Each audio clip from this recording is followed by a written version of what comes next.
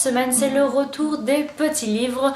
Je vous avoue que j'avais vraiment envie de lire des livres assez courts. C'est d'ailleurs ce que j'ai fait. J'en ai vraiment pas mal profité et je vous en ai réservé 3.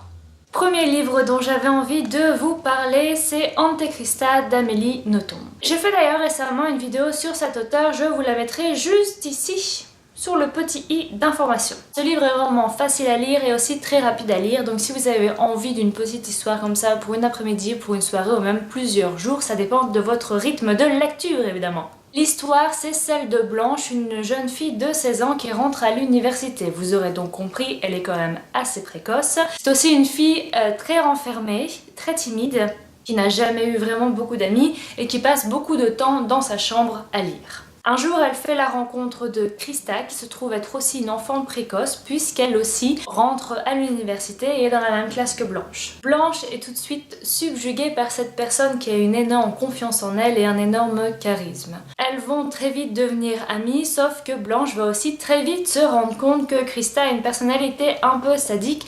C'est un peu ce qu'on peut appeler un pervers narcissique. Elle adore rabaisser Blanche et lui rappeler à quel point elle est inexistante, à quel point elle est nulle et à quel point elle est moche. Une très bonne amie en somme. Donc ça raconte un peu cette relation qui fait que Christa en fait va évidemment plaire à tout le monde, va faire en sorte que tout le monde l'aime, sauf que dans l'intimité entre ces deux jeunes filles, il y a vraiment une relation horrible et très tendue. On se demande aussi un peu pourquoi Blanche ne réagit pas.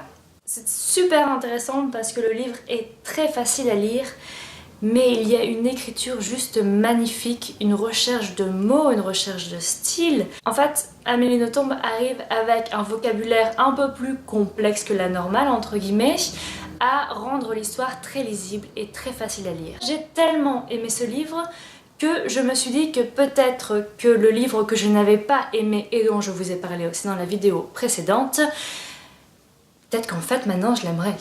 Parce que je me dis c'est pas possible. Quelqu'un qui a écrit ce livre-là ne peut pas avoir écrit un livre qui ne m'a pas plu. Vous voyez un peu la logique.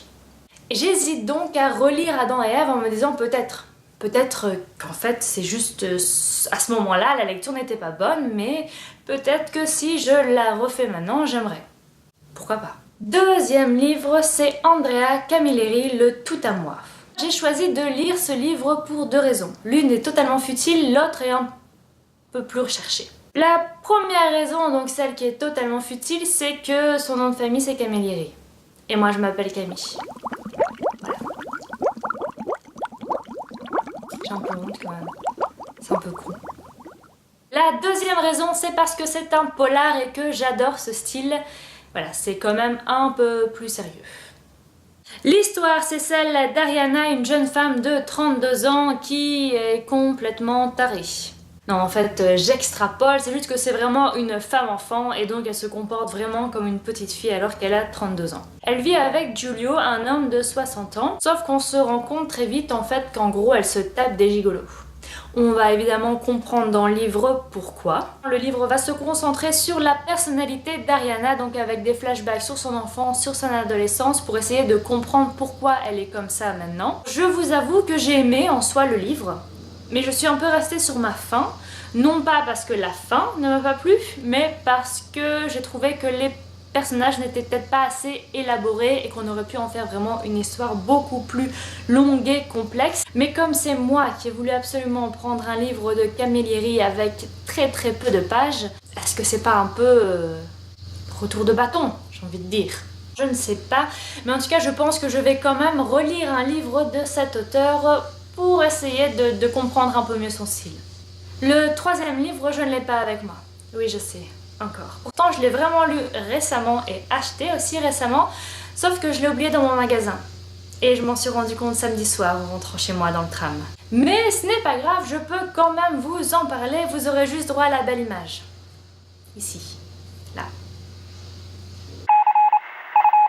Alors, je venais de filmer cette partie et en fait, j'avais pas appuyé sur enregistrer. Non. Je recommence. Le livre, c'est Grossir le ciel de Frank Buiz. Avec cette histoire, en fait, on est vraiment en pleine campagne, au cœur des Cévennes, au fin fond du trou du cul du monde.